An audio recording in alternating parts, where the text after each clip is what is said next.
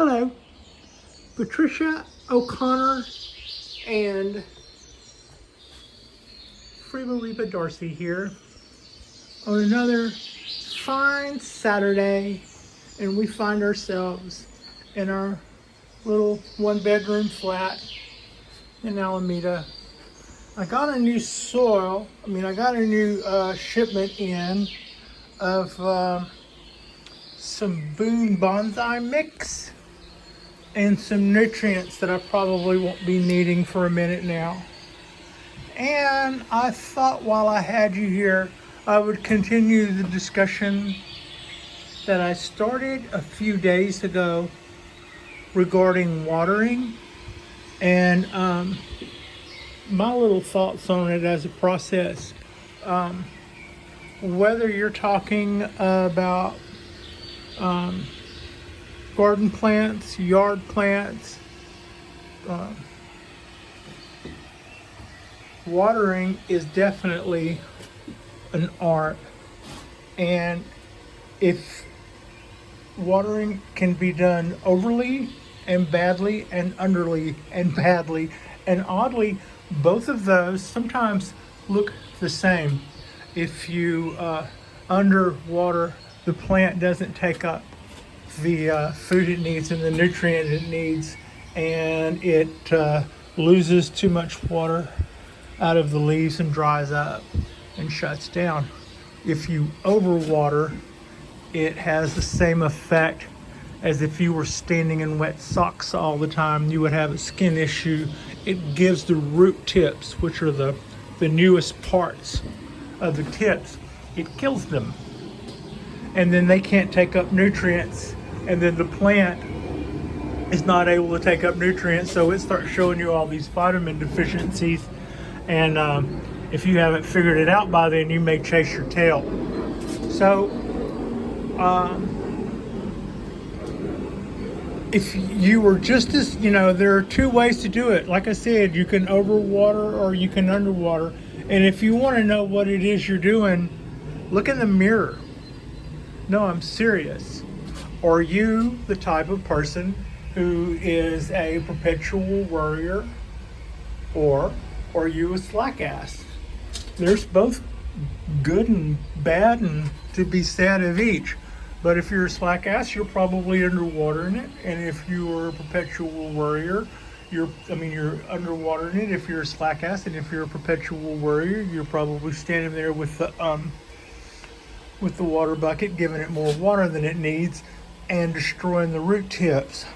The reason that you can get away with that, for instance, they tell you that you can leave a wisteria in water, and that way you won't have to worry about overwatering it. Well, I'm here to tell you that I once overwatered this wisteria nearly to death, doing the same thing that I'm doing right now and getting away with. And the difference is it's in good bonsai soil, which helps to move away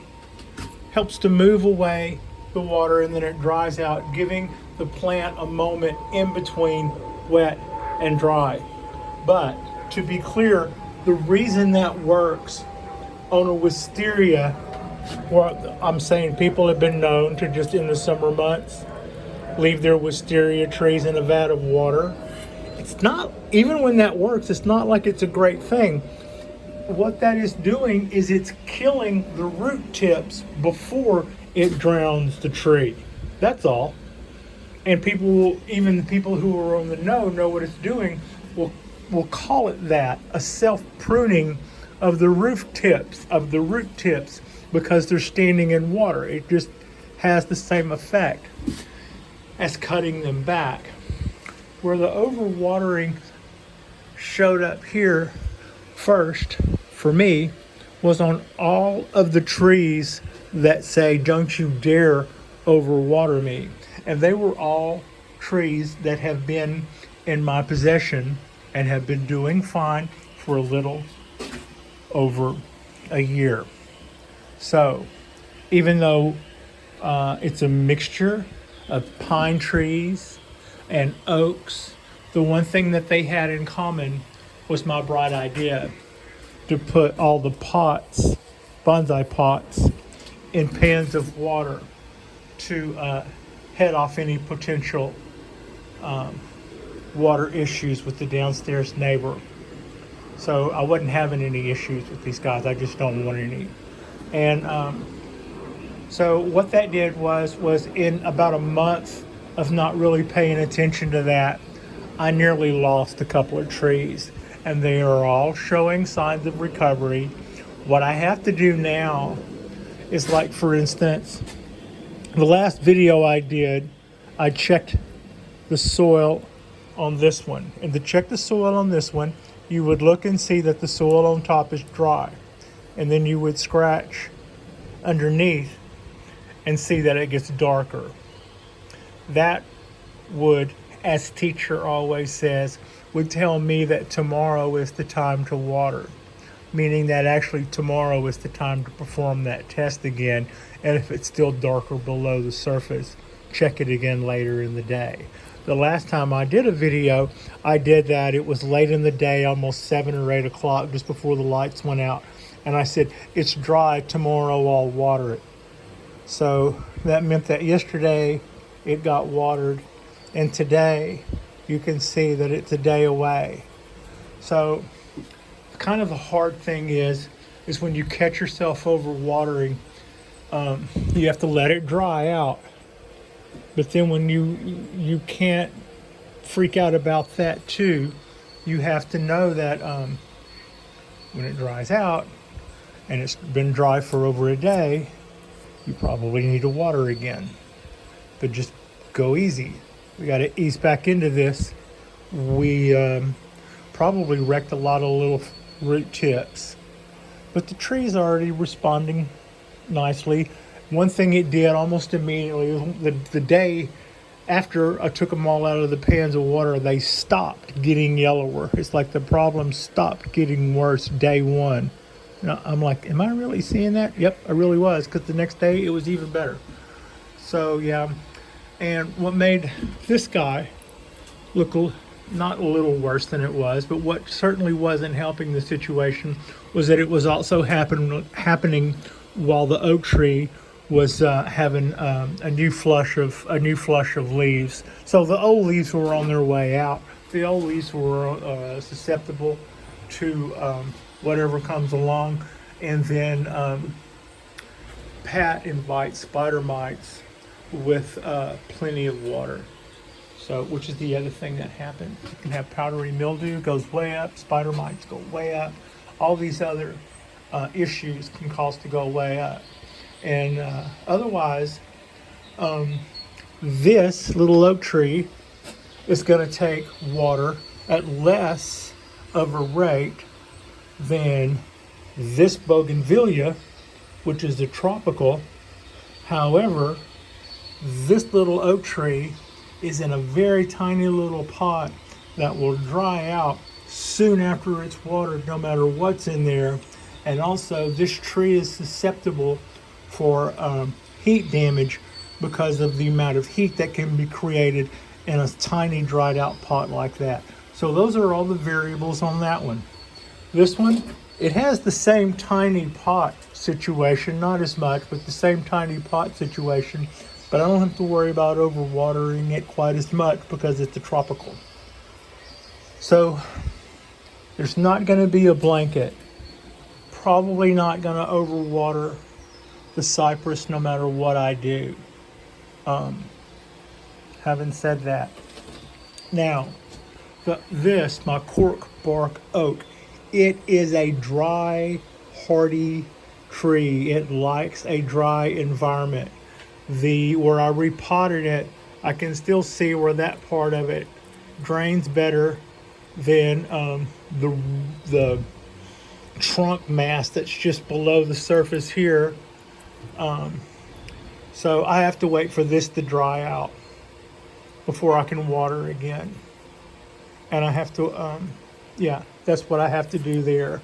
I can't just go, well, it's been a day and a half since I watered. This guy got overwatered, and now this is my new indicator until I get this guy going. until I get this guy going back the way it's supposed to. Right now, with it having slowed down for the summer and what with its issues, it's not drinking this water up really quickly right now. Plus, we probably damaged the hell out of the roots, like I've mentioned. Now, having said that, we have stopped dropping leaves at the same rate we were, and I'm seeing it trying to. Normally, I would be rubbing all of these shoots off, but right now,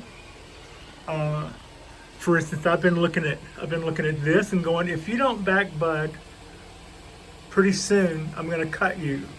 So this is a good time. I'm going to let a lot of this stuff that I would normally be quickly rubbing off, I'm going to let a lot of it run for a second and then redecide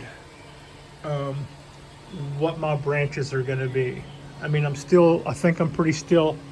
This is at this moment leafless, and I've got a backup right here if I want it, but I want this to fill back out. I've got a minute invested in it.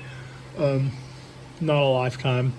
If it doesn't go my way, it doesn't go my way. We certainly do have its replacements waiting in the wings, don't we? So that's what's going on there. It is still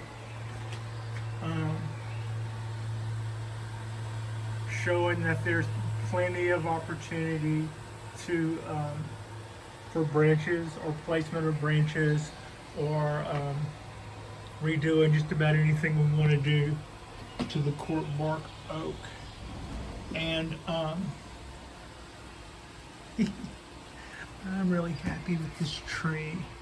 I have almost nothing to do with this tree. I can't take credit for doing anything more than worrying about it when it was on a slow truck from South Dakota. But and I haven't had it long enough to say that I've hurt it or helped it. But this ponderosa, I sure do like this ponderosa. Okay, so, and here is our little black oak that we got from the girls at the office. You know, it's like, I don't mean to not appreciate it. It's a really cool little black pine tree. It just looked to me like what they do at a puppy farm, except for bonsai trees in a way. It had so much stuff about it that didn't need to be there. It was like if 2,000 trees were on a table all at the same time, individually, what they would look like if they were all grown from seed on the same day or something kind of a thing. Anyway, that's what's going on with that guy. So that's pretty much been our watering and how we feel about overwatering. When I said look in the mirror, and I'm the one who is a slack-assed about a lot of things, but I worry about hurting something. I worry that a living thing would ever suffer over my slack-assness. It's not a word, but I think I just kind of rolled through that. So I would be the person that would overwater. And to that end, my MO daily is to think about who needs water first. So if I've been busy around the house or if something else has had my attention, I'll go, that guy's been dry since, or that guy right there has probably been needing some water for a little while because that tiny little pot doesn't hold anything and that tree's thirsty. So I'll come out here and water this probably when it's already maybe a little too thirsty, but I'll be standing here with a filled up watering can. So it's never a bad time to water this. It'll get watered and I'll call that done for the day. This is always thirsty whenever I want to water it every day. So might as well do that while I'm here. The cypress, we can knock that out of the way. Now this is where it comes up. I would normally go ahead and add water to this, knowing that in a couple of hours it would be ready if it's not right now. That proved to be okay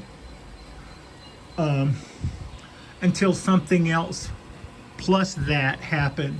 It's kind of like when I used to restore old motorcycles. It's not one thing. When one finally quits and you start trying to troubleshoot it, you'll find something and it still won't work, and then you'll find something else and it still won't work, and then finally you discover that the thing didn't really give up the ghost until three things drug it down. And so that's where I was with my watering. The fear of not watering this soon enough meant that I would water this and this and this and this and a couple of other trees based on the fact that I knew this guy needed water and the rest of them would be okay with it. And then I would actually do my test on my pines and check them. And I got away with that.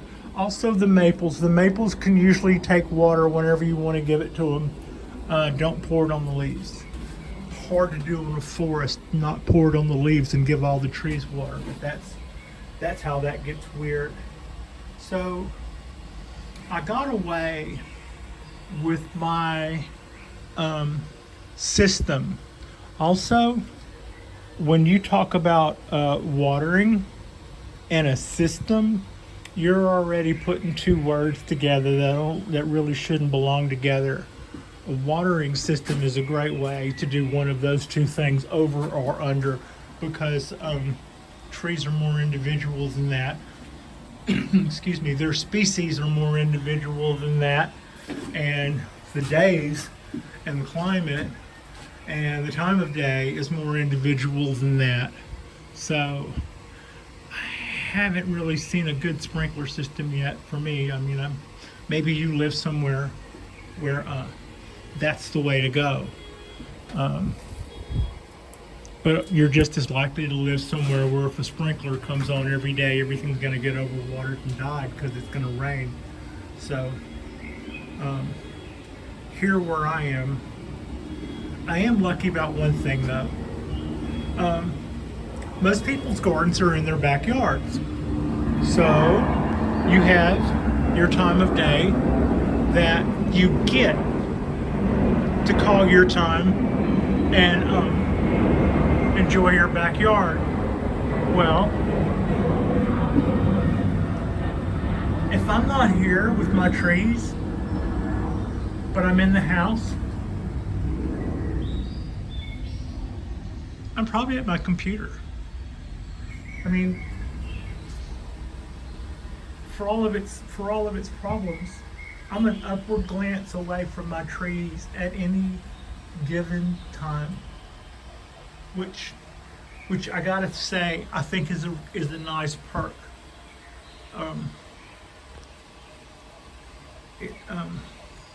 It's one thing that having a small space gives you, in that one, you can afford or manage to decorate a small space to your own taste without having to make a whole lot of compromises. Where if you had a big house, trying to show your own artistic taste, whatever that is, can prove difficult.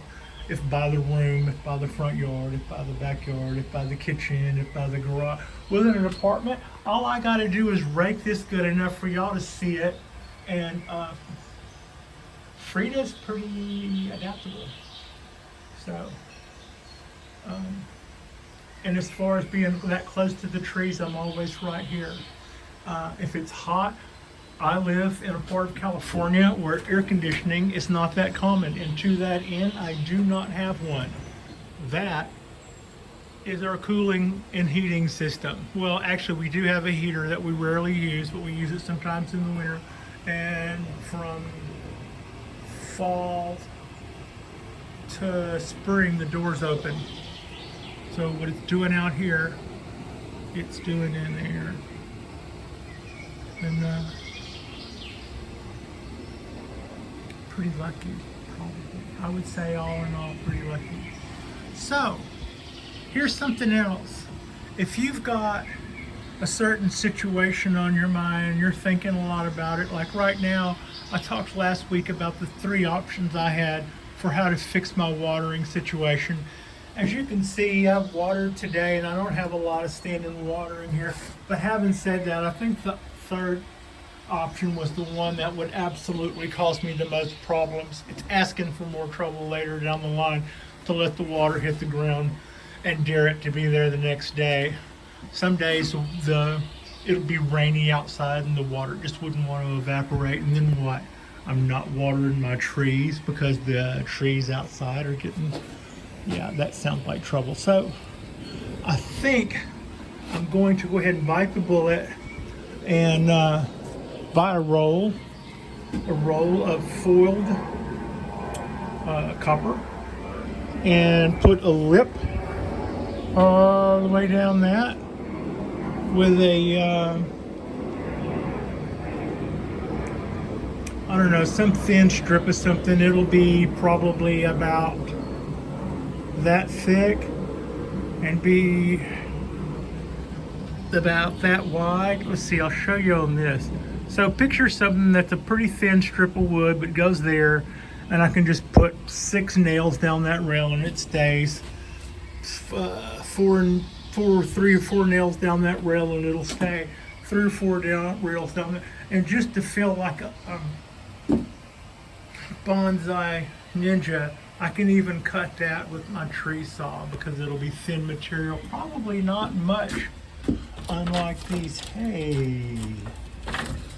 Huh. I wonder. I was actually talking about buying strips of wood, except they would be, that probably wouldn't work. I'll come back and look at you again when I get through making a video. So that's the idea. I'm going to go, what I'm trying to say is I'm going to go with lining this shelf with a sheet of copper. And then I will put a collection bottle right down there, and I'll put a hole over it in the copper and through the board. And like I will drop this jack down 1/16 of an inch. I will raise the jack over there up 1/16 of an inch, and then I'll snug up everybody in between. That should give us the slope needed for our copper, for our water to run away from the bottoms of our pots and go into our collection bin, not becoming anybody else's issue. And I think that'll take care of that. Also, one of my favorite colors is tarnished copper. That green, that patina. If that stuff ages, I'll be totally into that. I just think that would be just as cool as I'll get out. So yeah. Now, one other issue, just because you've got your mind on one thing and you think that you're having eureka moments, that doesn't mean that other things aren't happening while you're distracted. To that end, you see that? You see all that?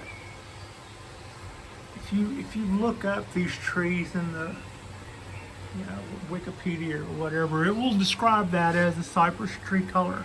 However, the location of the rust on those leaves is telling me that we have a lighting intensity issue. I was told a foot or 2, and it would make sense that up here at the top that we would be looking at burnt petal tips on those little leaf fronds. So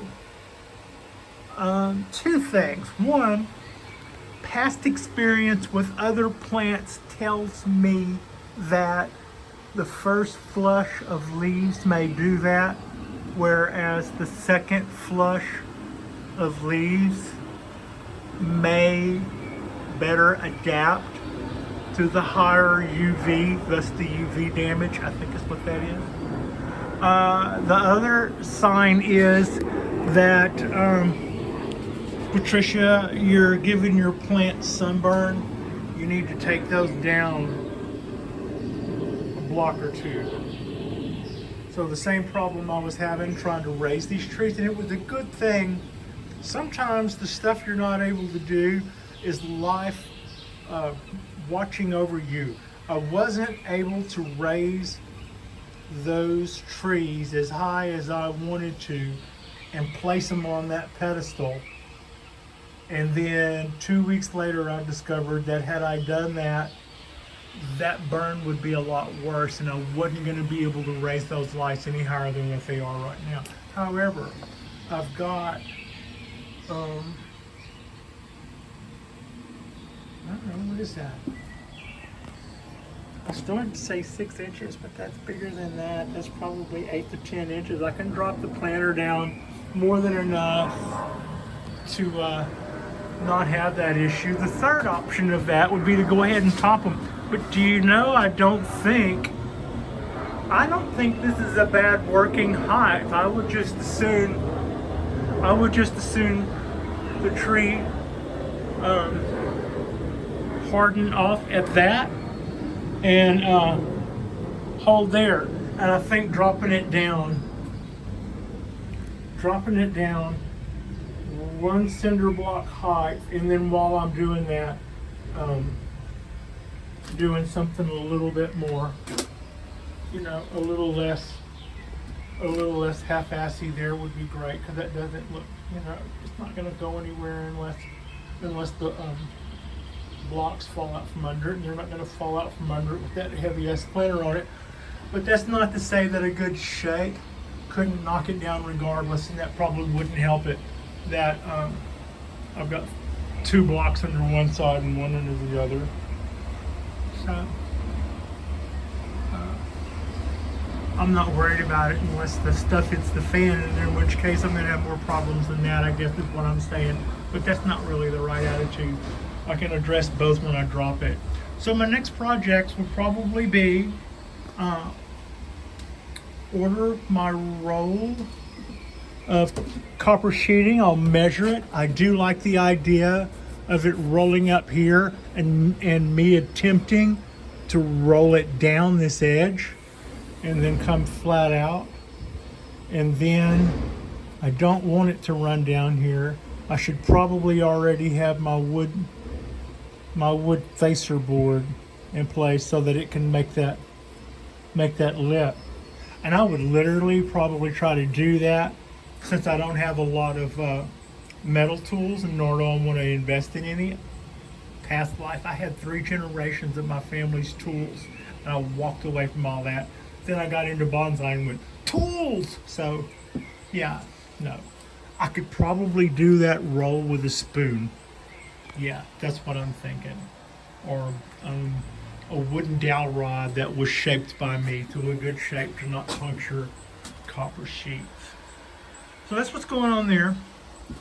The coastal oak is looking better and is glad I've been giving it the treatment. I'm going to take the suggestion that one of you guys gave to me, and I've got an infused soil treatment on its way.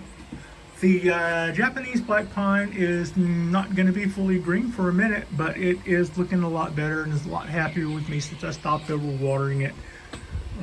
It'll probably not get watered again. Got watered yesterday. I'm going to get watered again for another day or so. It really wasn't the amount of times that I was watering any of my trees.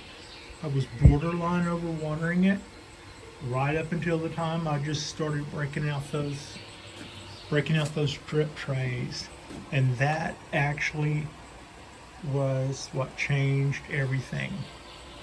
We went from everybody's fine to what in the world is going on here, and it didn't take me. It took me a solid minute to figure out that it was the tin trays. My God, Oh, also, I think this one has a hole in it. That nail head, that's the screw head right there. That once got me from where I ran that brake. See that? And this tree was sitting here, and I think I punched a hole in this. So that tree would have never ever had that, even if because it would have ran out the accidental drain hole. Ah. So yeah, that's what's going on with that. And this is our nice Saturday. We still have a lot of smoke in our air. And last night's full moon was just like blood red. It's kind of spooky. But today the sky's a little bluer, if not hazy. And we have a nice breeze blowing. And my birthday went well. I had sushi with friends. And then pretty low key. But that's got us on the Bonsai Balcony. We are going to continue with our copper. We've just made a decision. We're gonna proceed forward with our copper wrap shelf, and then we're going to lower our cypress trees.